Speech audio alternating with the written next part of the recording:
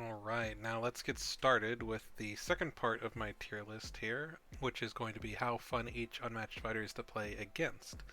And you might see some of the same fighters in similar positions as on the previous one, which was how fun they're to play as. But I do think that some of those fighters that are fun to play as can be frustrating to play against at points. So um, I think there will be enough variation in this list to still make it worthwhile doing. So without further ado, let's get right into it. Starting with Achilles, I actually think that I'm going to put him at least as high as he was in the to play as, and actually I think I'm going to bump him up to S. Let's start strong. I do think that Achilles is quite fun to play against. As I noted before, he has pretty much a 50-50 win rate, which lends to the notion that he is quite balanced. And I do think that it's always an interesting thing to figure out when Pat wants to go down, because that's something that both players have to decide kind of what they're going to play for in that regard. And a lot of the interactions between Achilles and other fighters is very interesting, and I think he is quite fun to play as seen in the previous video, and I think he's quite fun to play against. As long as it's not a matchup that he absolutely destroys in, then it always feels like a pretty even playing field. So yeah, and some of my favorite games have been against him too, so definitely think he deserves the S tier in this list.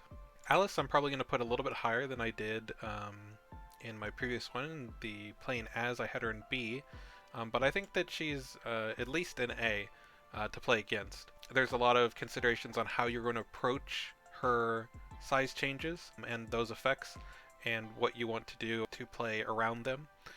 Also, Jabberwock is a sidekick that can be quite strong, but you can also do some funny things. For example, if Jabberwock attacks with a Jaws, the bite, you can use Skirmish to move Jabberwock, and if you can get Jabberwock adjacent to Alice, then he's actually forced to do damage to her, because Jaws does not say opposing fighter, and it is a mandatory effect. So there's some fun counterplay there. And then, of course, when Alice is small, you have to consider, maybe not using your best attacks, because she can value block you quite well. But then you also want to make sure that she doesn't get too much value out of Looking Glass.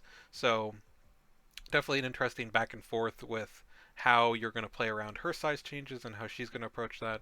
So pretty interesting and fun fighter to play against. Angel, I don't know. I can't put him too high. I might put him like somewhere in C. I think that, I guess if you'd like a punching bag, you can kind of put him like in this general area. He's just kind of bland to go against, and if he can take Faith out, he kind of loses a lot of his like his best punch, because you lose all that auto damage and a couple of the fives. So like, I don't know, just it doesn't feel like your opponent's ever doing anything interesting with Angel, and it just kind of feels like a free win most of the time. So I don't think there's too much interesting to play against in that regard.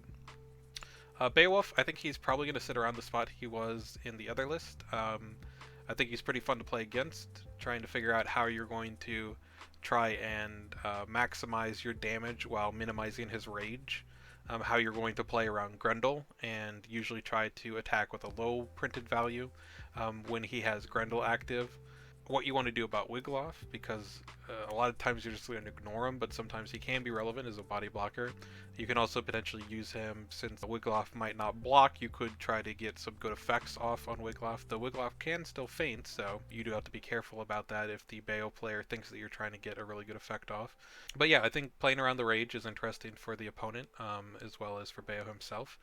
And I don't think he does anything too busted that makes it annoying to go against. Yeah, he's got random discards with Vigor and Courage, but I think a few random discards here and there isn't the end of the world. And so I do find Beo pretty fun to play against in a lot of matchups. Bigfoot. I'm gonna put Bigfoot higher than I did for playing as, because I do actually prefer to play against Bigfoot. If we're talking about like a red or Yennenga matchup, which is either even or even a little bit advantageous for that side, I can see this bumping up to A, but I think in general I'm going to leave him around B. Bigfoot is just a big stat stick, and his values can feel a little bit overtuned at times, especially against certain fighters. Also, having 5 cancels brings him down a bit, just because they are very annoying to get through. The fact that Jackalope can block with all of the defense cards in the deck means that it's also difficult to deny the horns value, and that can be very impactful, especially against fighters that hate auto damage. But I still think Bigfoot's decently fun to play against, and there's some really good matchups, including some that I actually quite like, such as Red and Yennenga, like noted before. But I don't think he quite gets into the same level as other fighters here. Panther. Panther is definitely not going to be as high as he was in my playing as. I'm probably going to put him somewhere around B, because I still do think that he is pretty fun to play against, but I cannot deny that having your cards stolen into his Vibranium suit can feel bad at times, especially in matchups where you have like a key card or two and one of them gets taken by the suit. For instance, Beast Form from Dracula, or Set the Stage, or Big Reveal from Houdini, kind of those key pieces that you look for to really get your game plan going. It's particularly funny for Houdini because Panther can use the boost tricks against Houdini, but I still think he's not awful to play against, and depending on kind of what style Panther's going for and what the hits are, you can still have some pretty fun games against him. So I'd put him kind of in the middle of the pack. Widow, it's interesting because she has some really annoying things. Kinsasha, which is the mission that discards cards, can feel really annoying, especially if she opens up with it on the first turn. Things like Budapest, which is the one that draws 5 and discards a random card from the opponent, can be an absolute blowout in the right circumstances for Widow, and that can feel tough to recover from.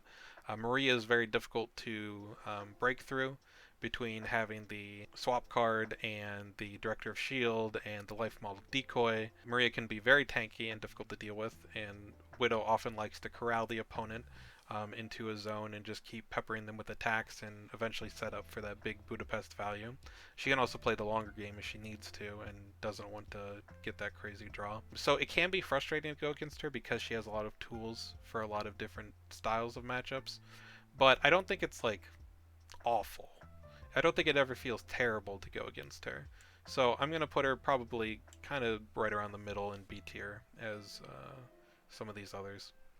Bloody Mary. Bloody Mary is, I think, a pretty fun matchup for a lot of fighters. There's some matchups that she does really well into, and it can feel very difficult to deal with her ability if she can get it going, such as the Yennenga matchup.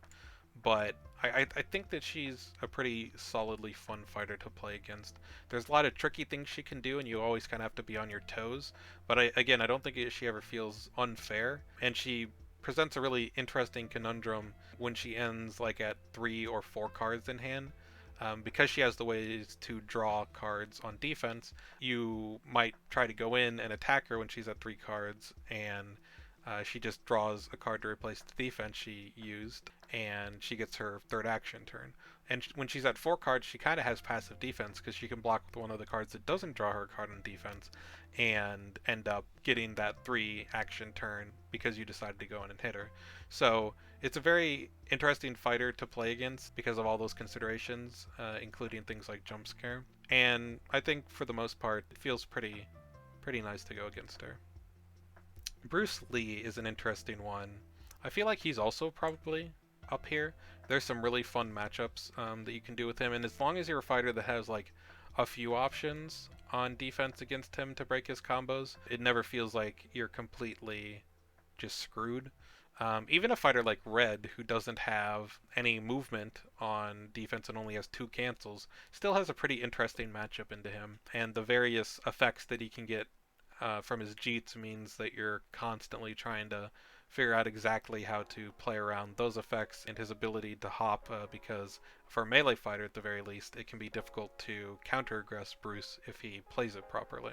And so yeah, I think overall Bruce is a pretty fun fighter to play against, an interesting puzzle to try and figure out how to break his combos and whatnot, while also never feeling like, he's got a overwhelming chance to beat you. I think he has a lot of even matchups within the roster if you avoid his worst matchups, and he can be quite fun to go against. Buffy. Buffy's an interesting one. I might put her more around the B tier. I feel like she can struggle a bit, but the flexibility she gets with her sidekick means that depending on which one you take, you kind of have to play around her differently.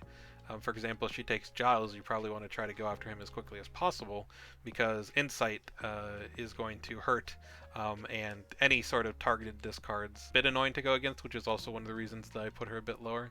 But I think that she is a solid all-rounder that has a lot of tools that you have to keep in mind, but nothing that feels unfair for the most part.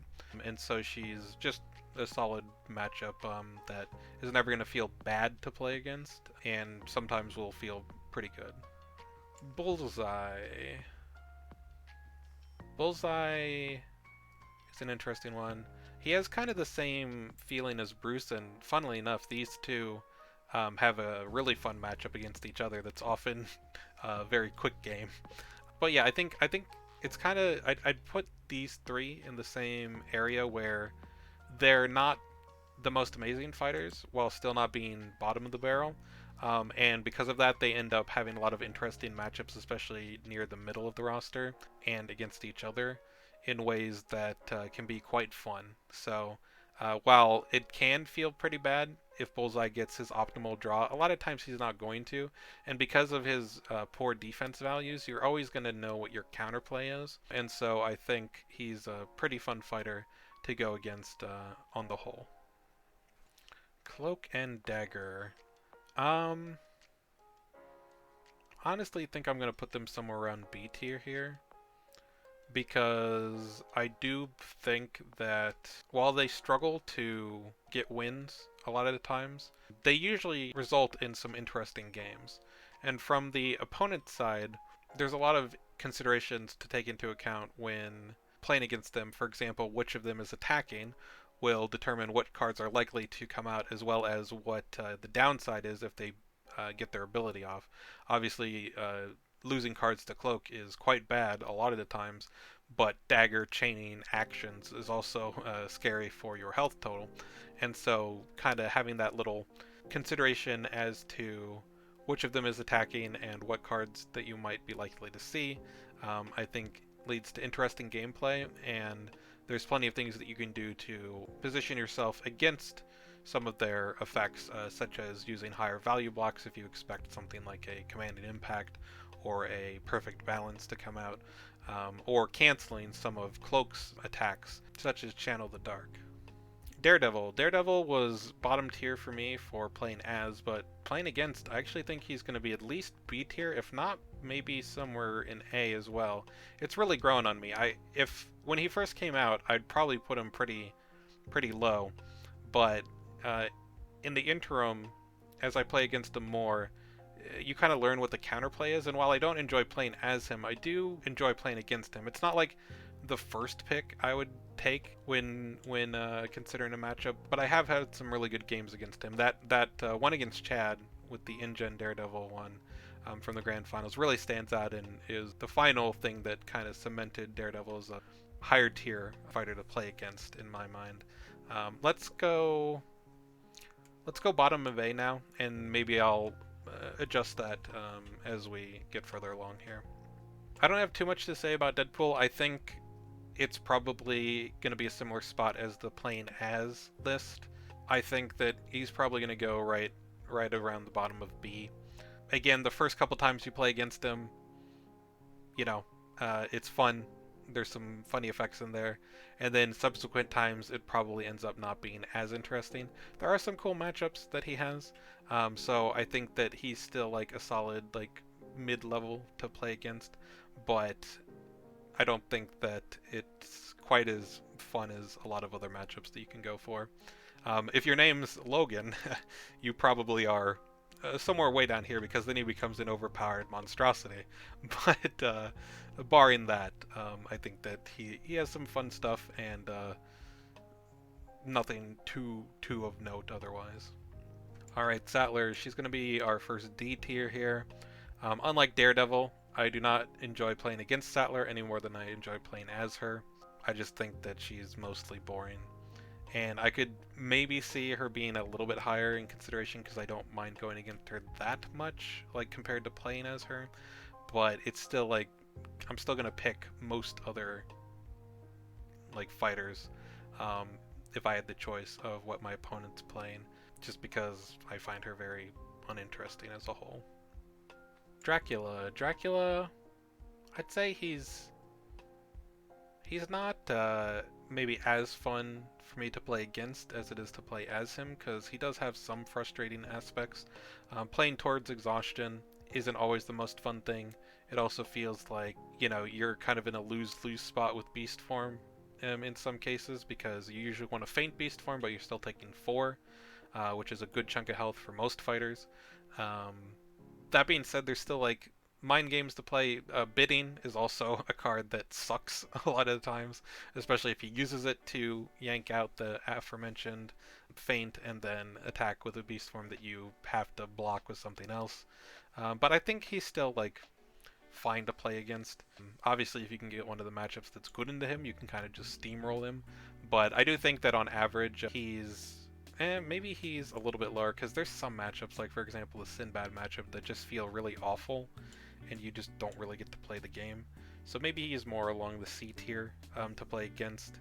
Even some like Red, who has a chance against him, can just get blown out if you have a bad draw, or he gets a good sequence with his things that really mess with your symbols. So yeah, maybe he's on a bit lower in C here. We'll maybe adjust back to V, but for now I'll stick him in C. Give Angel some company with another fellow vampire. Alright, Elektra. Easy, D tier, terrible to go against. One of the least fun fighters to go against. Even the matchups that can do alright into her, she still like has a pretty good chance. And so yeah, I just do not like playing as her, do not like playing against her. I'm glad that there are bans in competitive, because if there weren't, she would be an absolute menace, and yeah, just not real fun to play against. Genie's an interesting one. I put him real high for my actual list. Going against him can be frustrating at times because of his discards and the combos, and you not being able to always do as much against him as you'd like. But I don't think it's terrible. I'd put him somewhere either in A or B. I'll put him high B right now, and then maybe we'll adjust him later. But yeah, he can be frustrating with all of the discards, but I don't think it's enough to make him awful to play against, because it is hard for him to do full combo stuff with that at times, and there's plenty of fighters that can do plenty well into him, and so I think he has enough counterplay that he's not an absolute menace. Now in 2v2, I think you try to get him banned every time, because it is not fun to have him discard cards from both your and your ally's hand. But outside of that, just in 1v1s, I think he's decently fun to play against, interesting considerations, and nothing too crazy. Ghost Rider is, with the ruling that he can't boost his rooms, I think he's perfectly fine to play against. I don't think you're ever like ecstatic to go against him, but I think he can live somewhere in the middle here. We'll put him in here for now, and perhaps adjust. But yeah, not much more to say. For the fighters that his room is particularly impactful for, it doesn't feel great, especially if he keeps his Hellfire up. But I think a lot of times there's enough counterplay to him, and playing around like how much Hellfire he has and how you're going to approach him based on that fact, that he's an interesting enough fighter to play against. And because he can struggle with some awkwardness, it never feels like he's completely in control and just absolutely dominates a matchup. Houdini is probably going to live somewhere in B tier, mostly because turn 1 set the stage. It happens every time, doesn't it? And it sucks. It really sucks to have your best defense, or maybe your only cancel, pulled out of hand and then get smacked for 8 or 9.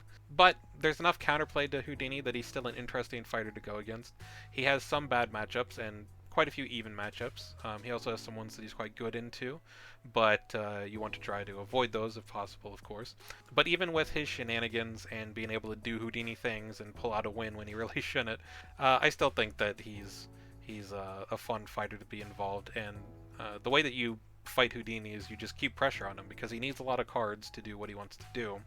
And so if you can keep pressure on him, then you can usually guard yourself against the worst of what he has to throw. And, of course, keeping multiple defenses or multiple cancels available so Set the Stage doesn't completely blow you out is another way to kind of approach his strongest combos. So I think that he's fun enough to play against, even though there is some frustration when he gets to do, Houdini things.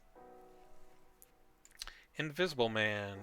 It's interesting. I don't actually mind playing against Invisible Man that much. I don't typically love playing against fighters that just like run and exhaust you, but I don't actually think it's that bad. I still don't think I'd put him super high on the list, just because, especially if you're playing against someone who he does well into with that strategy, it can be a bit frustrating to just have him bounce back and forth between like corners of the map, between fogs, and just not be able to reach him as much as you'd like to be able to. So I'll still probably put him around C, but I don't hate playing against him. Maybe I would if I had to play against him more often, but because I don't play against him a ton, when I do, it's usually manageable. Jekyll and Hyde, it's an interesting one. I did put them around here for playing as, but I think I can put him somewhere in B. There's always that threat of Forever Hyde, so you don't ever feel safe against Jekyll and Hyde, but you have enough tools and they have enough clunkiness on average that usually you can at least play around their stuff to a degree. And because of that constant tension and trying to figure out like when you're going to go in and maybe try to pressure Jekyll so he has to get rid of cards to defend so Forever Hyde isn't as scary, or when you can pressure Hyde after he goes in to attack and maybe he doesn't have great defense since he doesn't have as many solid defenses as Jekyll does. I think that they are an interesting fighter to play against as long as you're at least somewhat engaging and not just completely avoiding them and making life miserable for Jekyll and Hyde. And on some maps, they can be quite scary, like Raptor Paddock, for instance, because of that spot. It can be a bit of a nightmare to go against them, but I don't think it's ever like to the degree that I would hate playing against Jekyll and Hyde. I always think it'd be a solid matchup, and I've had some of my fun Willow games against them. In fact, that's a pretty good matchup in my experience. King Arthur. King Arthur, I don't know, like, there's some really fun matchups. Buffy Arthur and Red Arthur are actually both extremely fun to play as, but I still think I'm probably going to put it around here. It's just because Arthur is just, I don't know, I feel like most of the times it's just too easy to play against him. He doesn't have the tools to approach most matchups, and so on average, it's going to kind of just feel like you're bullying him, and that doesn't feel great. It doesn't feel like a fair game of Unmatched necessarily. In the matchups where he can have a chance and are a bit more balanced, I have had some fun ones. For example, we did a Ghost Rider King Arthur game on Full Send Friday with Mike and I, though we were just goofing off and not playing optimally, so that also helps. But yeah, I'd probably put Arthur kind of around here, just because most of the time it doesn't feel like he quite gets there, and that's just not a ton of fun to go against. But on the matchups that he can do well in, I think that might be enough to bump him up, but not enough for the average kind of ranking to go above C for me. All right, Little Red. I think I'm going to put her up in S as well. Funnily enough, part of me doesn't necessarily like going against Red, just because I don't like having to beat her if I'm trying to win against her. But putting that aside, I do think that she's just as fun to play against as she is to play as, because there's so many things you have to consider when she goes into attack, or you go into attack her, depending on what symbol's active, and kind of learning how to approach those mind games from the side that is not red is just as interesting as the red side of it. So yeah, I think S tier is probably wouldn't be willing to go any lower than that, because even when you're going against her, like, it always feels like you have counterplay, and sure, if she gets all of her effects off, then she's probably above average in terms of strength, but your goal as the opponent is to not let her get all of her effects off. So doing that and figuring out how best to take out Huntsman and manage your resources and not use too much on him, as I kind of touched on in the previous video. It's fun all around, and so she's always a great time when she's involved. Luke Cage. I think Luke is pretty fun to go against. I've had some good games against Luke. I don't think he does anything absolutely broken. Trash Talk is a really good card, but the fact that he doesn't have any offensive cancels means that, for example, in the red matchup that I mentioned briefly before, you can play around kind of what he's got going on. And so I think I'll put him in A for now. Might adjust exactly where he stands, but I think he's a pretty fun one to play as and a pretty fun one to play against. Medusa, she's gonna go pretty low. Yeah, I'm probably gonna put her somewhere down here. Either low C or high D. We'll put her in D for now. I just don't like playing against Medusa. If you look at her win rate on League, she has a winning matchup into most of the roster. It just feels like she has so many answers to so many different fighters, and there's always the threat that if she's attacking, you have to block, or you might just be taking 10 to the face. She can use that to advantage, and sure, you can make hero calls and take an attack, and if it's a regroup, you're feeling great. But if it's a gaze, you just lose on the spot. So I feel like she's one of the sneakier high tiers in that Sherlock and Elektra and Wukong, like, they're all more obviously annoying to go against. But Medusa, while it feels like you might have somewhat of a chance against her, it just often is not the case. And I think she's just a bit too strong for my liking, and there's not a ton of matchups that I love taking into her, and I would prefer to go against most other fighters on the roster if I had the choice. Moon Knight. I think Moon Knight's pretty fun. I'd put him up probably pretty high A, if I'm being honest. Maybe around here. Just because if you don't have great ways to deal with Khonshu, or you're on a map that has a guaranteed spot that the Moon Knight can sit in when he's going into a Khonshu turn and then get to you with Travelers, it can feel a bit rough to play against. But overall, I think Moon Knight is kind of similar to Red in that he's very fun to play as and figure out the flow of, and very interesting for the opponent to figure out when they have their openings based on what form he's in. For example, if you have auto damage effects, you want to use those to attack into Mr. Knight because he doesn't have Khonshu's ability to not take non-combat damage, and you're probably not going to be hitting him with good value attacks, so you want the lower value attacks that do auto damage after, like Red, for instance, wants to hit with things that do him auto damage when he's in that form. You can attack pretty liberally when he's in Moon Knight form with whatever you've got, really, because he doesn't have any sort of bonus to stopping auto damage or boosting up his defense. But you have to be careful because, you know, right after he's going to be setting up for Khonshu turn, so you want to make sure that you're positioned for that. And then when he's Khonshu, if you do dare attack him, then you want to go for those bigger values as well, because obviously auto damage will not work. So figuring out exactly what Moon Knight's going to do and how you're going to play around his forms is still quite fun and interesting for the opponent, and he has a lot of even matchups that are fun for both sides in my experience. Ms. Marvel is interesting. I think that if she gets a map that's like crazy good for her, it can feel a bit overwhelming to go against her, especially if she keeps her pressure up. But she has a lot of really interesting matchups, so I think, I don't know, the lowest I would put her is somewhere maybe here, but honestly, I think that she's an A tier kind of matchup. If you can like take her to a map that's terrible for her, I guess it's not that interesting to go against her because, again, lots of blank 3s and 4s.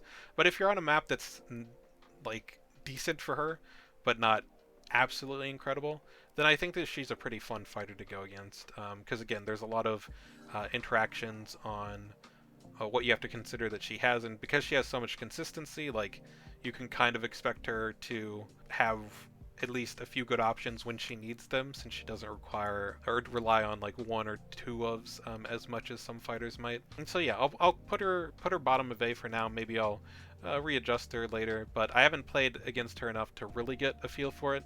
But when I have played against her, it never feels like she's doing anything too busted that I don't have any recourse for. So, pretty fun fighter to go against in my experience.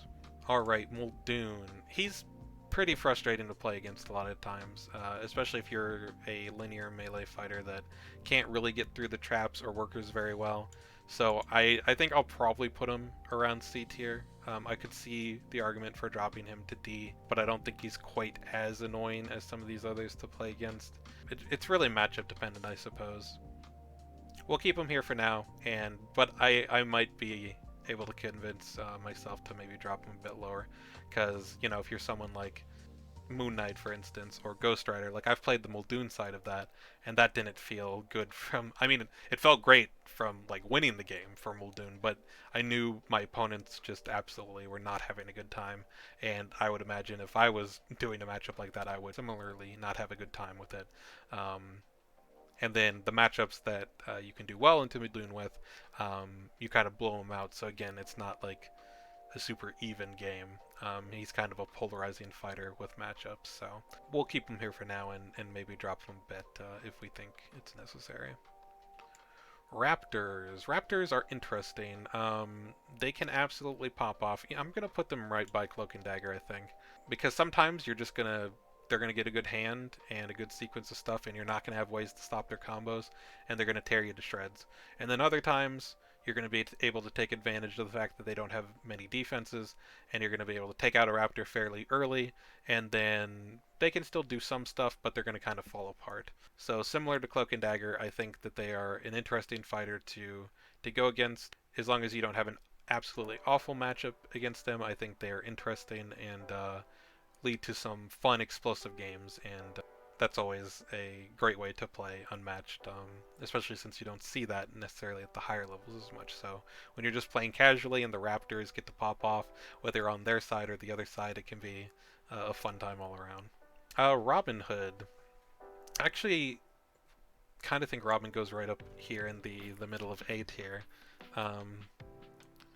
Similar to kind of what I said about some of these other fighters here, there are interesting decisions if you're going against Robin, especially when outlaws attack, and how you're going to deal with outlaws and deal with Robin, because he has a predictable amount of damage that you're often going to be doing each time you attack him. You can play around that and figure out exactly how best to approach him and kill him. Sometimes that means taking out the outlaws, and getting through the outlaws is a little bit less annoying than it is for other multi-sidekick heroes, since again, they can only block for 3, so you know what kind of things you have to swing in with to guarantee a kill on them, and you can even risk lower attacks if you think that the outlaws won't bother blocking. And yeah, I think Robin's always an interesting one. As long as he doesn't have something like Soho, it can feel very annoying to go against him on a map like that, but that's only if you allow him to continue to control the center spot. So on average, I'd say it's pretty fun, and Robin has a lot of matchups that are lots of fun for both him and the opponent.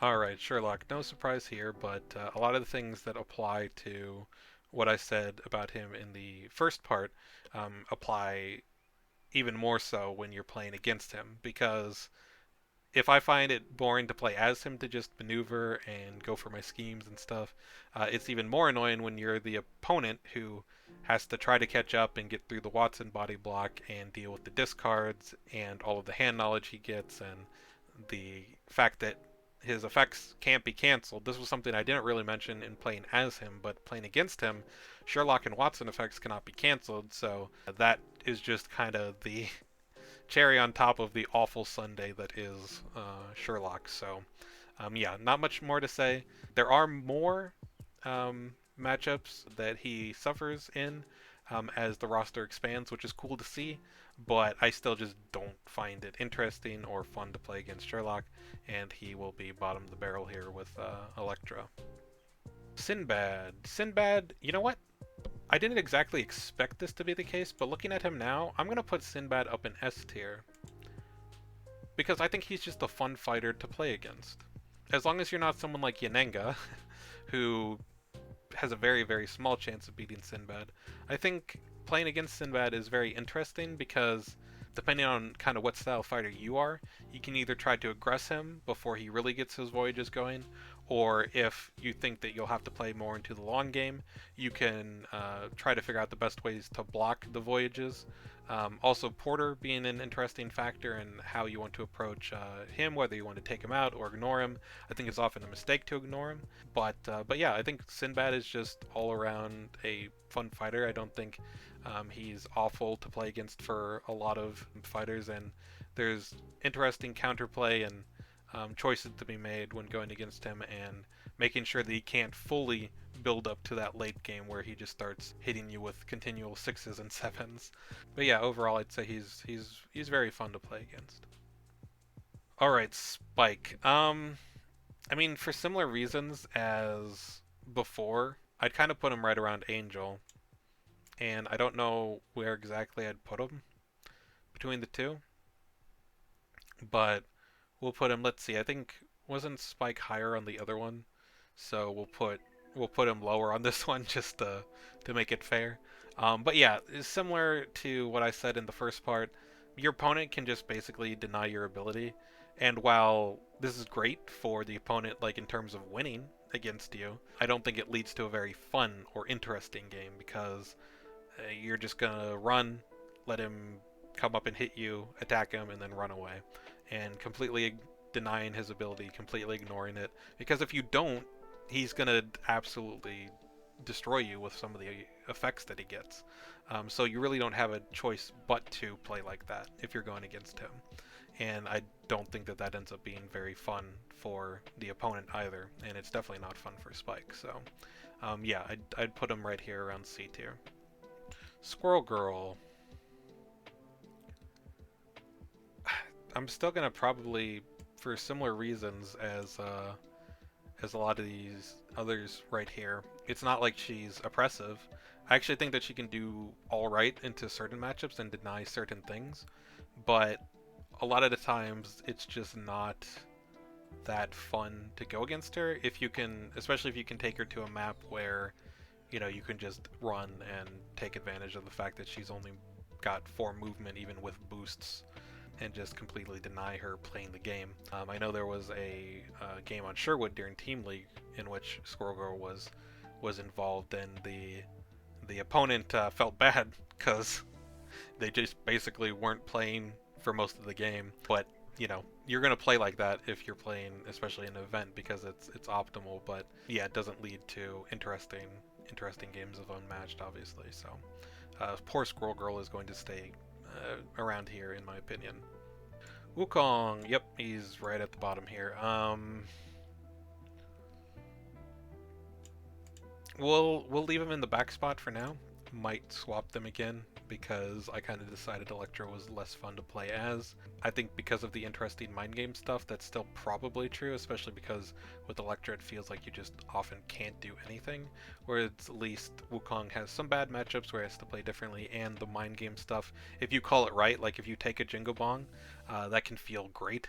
I know there's been some games where people have taken like all 3 Jingo Bongs, and that's just like next level excitement. But between Phoenix Form and blocking off with clones and whatnot, in some matchups he just feels like an impossible wall to climb, and that is not fun. So he's definitely at the bottom here. We might swap him with Elektra at the end, but yeah, he's definitely in D tier. T-Rex. So T-Rex I had at S tier for playing against, and it was something that I briefly mentioned in that video. I think it's definitely a lot less fun to play against T-Rex because you often are forced to just run and survive. While that can be quite interesting, and there are some fighters who can like counter pressure her or take advantage of the fact that she doesn't have as many defenses and outlast her and eventually hit hard to finish her off, between that and her exhausting herself. I think that it can feel overwhelming at times if you don't get the right interactions or if you don't draw into the good defenses you want against her. So I think that she's not quite as fun to play against as she is to play. But I'd still probably put her somewhere around the middle of B because I have still had fun matchups against her, and there are fighters that can still do well while still interacting and throwing some attacks in here and there. For example, Achilles. Bigfoot is one, Yennenga, etc. So yeah, definitely a bit lower though than when piloting her.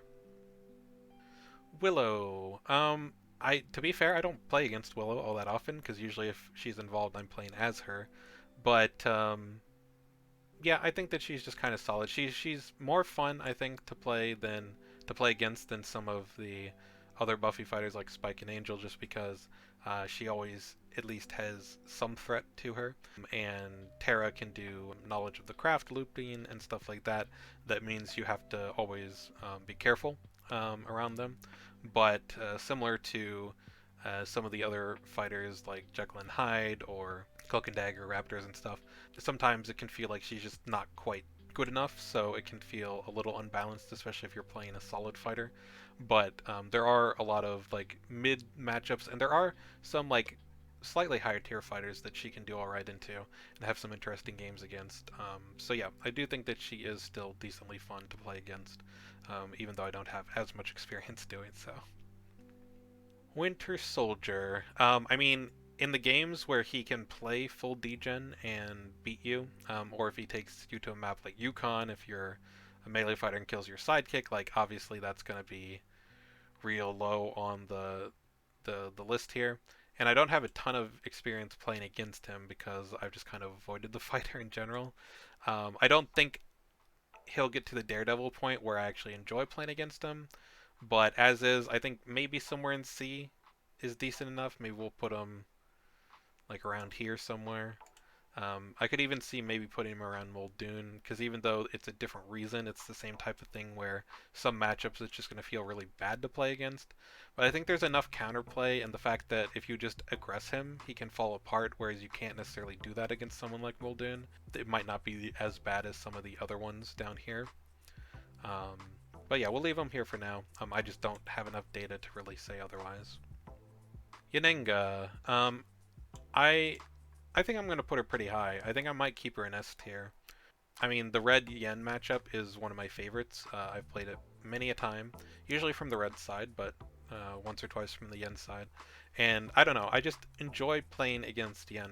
As stated in the previous part, uh, she just plays unmatched, and she is better at it than a lot of other fighters. But I never feel like I'm completely hopeless against Yen. So even in games where she might have a leg up, or if she's played optimally, like some like Zero Might player, she might be difficult to defeat or frustrating at times, especially if she can get full value out of one with the land, or what have you, or make archers really annoying to deal with, or get revives, etc. I still think that she's a lot of fun whenever she's involved, and I don't think I'd want to place her lower than A, but I'll keep her in S for the time being. Doctor Strange. He's quite fun to play as. He can be very frustrating to play against. I've only played against him a few times. I do think just because of some of the crazy stuff he's got, he's not super fun to play against. Because if he can do all of his shenanigans and play for exhaustion, it can feel very tough to actually beat him. But as people are still like optimizing him and figuring him out, I think that he's still in an alright spot, especially with the mist ruling. Because before, if the mist ruling was as it is printed on the card, where if you don't have anything to replace the card he gets rid of, you basically just don't get an attack. That felt really bad, and if that could consistently be something Strange did, then I think he would go like down here at the bottom of the barrel. But as is, I think there's enough counterplay to him and enough fighters can put some pressure on him that he is maybe more around the C or low B tier. But I'll keep him here for now. She-Hulk. She's not going to be quite as high as the playing as category because I do think that she does have some cards that are pretty frustrating for the opponent. Omega level threat, obviously, if that goes through for its effect, can be quite nasty, as can Lady Justice, which is the one that discards from the top of the opponent's deck. Especially if it hits a big boost value, it's value blocking like crazy. And she has a lot of health, so it can be tough to get through. That being said, I think that none of that ends up being like too crazy to go against, and she definitely has matchups that she doesn't do amazing in, and plenty of even matchups as well. I've played some pretty fun games on both sides of She-Hulk, so I'll leave her kind of in the center of B here. And then finally we have Spider-Man. I think that his ability is actually pretty interesting for the opponent as well, because certain fighters, like he's gonna know what you're attacking with. For example, if you're playing as Drac and you say 6, he knows what you're attacking with. But for other fighters, especially ones that have a lot of cards that are the same value, for example, Yen has mostly 3s. Buffy, for example, has a bunch of 4s. You can do some interesting things, and he'll know kind of what your options are, but he won't know exactly what you're hitting with. And so you can play around the ability in some interesting ways, and it never feels like that bad to go against for the most part.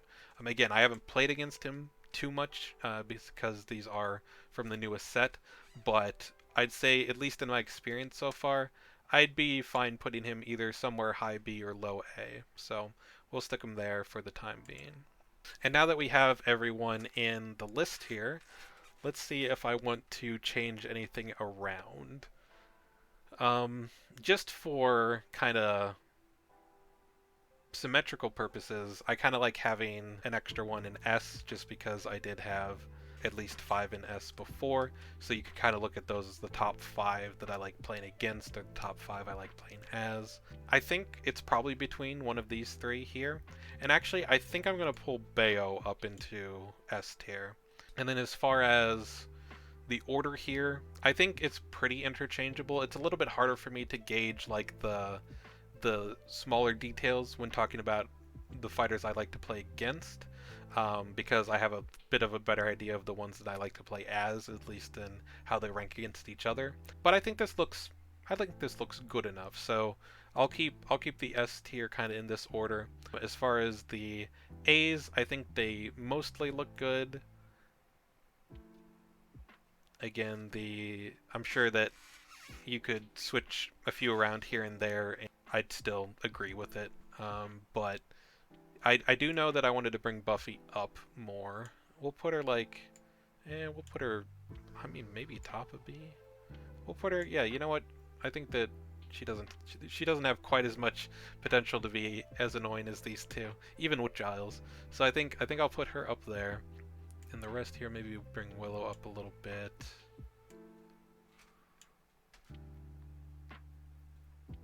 And then for the bottom stuff, I actually do think I'm going to swap Muldoon and Sattler, because while I still don't care playing against Sattler, I think Muldoon has the higher likelihood of being extremely frustrating to go against compared to Sattler. So I'm willing to kind of swap them around. And then question between these two. I mean, I'd still probably rather play against Wukong than Elektra, so we'll put Elektra at the bottom once again, and this time Achilles is sitting at the top. And this is generally what I'd say is my ranking for how fun I find fighters to play against. Once again, thanks for watching and hope you enjoyed. If you have different thoughts than me in the comments, definitely feel free to say so below. And I'll leave the link to this tier list so you can make your own and share it around if you so feel inclined. I'm also fine with people just kind of DMing me the screenshot of their tier list after they save it if you're interested, and I'd always be down to chat about it if you want. But yeah, this was a fun little series to do, and I might do some more in the future when more stuff comes out. I also would really like to do an Adventures tier list at some point once Adventures releases. It's been delayed a bit, so I think it's either late September or early October that we're looking at now. But I'll be doing a ton of content around that when it comes out, probably both here and on my Twitch channel. And so I'd love to do a tier list of where I think fighters rank in co-op mode whenever that does happen. So now that I've got these lists out, I'm hoping to keep the YouTube content going a little bit more frequently. My current plans are to do some Full Send Friday stuff. I'd love to have Mike on for those, but I definitely plan to have other guests as well. And then outside of that, would love to do stuff talking about different aspects of the game, whether it be strategy, what my experience has been in playing competitively, or kind of what I'm doing now, which is more on the hosting side or the organizing side for tournaments and stuff. But yeah, lots of plans that I'm looking forward to, so I hope that you'll tune in and watch. I always appreciate the support. I hope everyone has a good rest of their day wherever you are, and I will see you next time. Peace.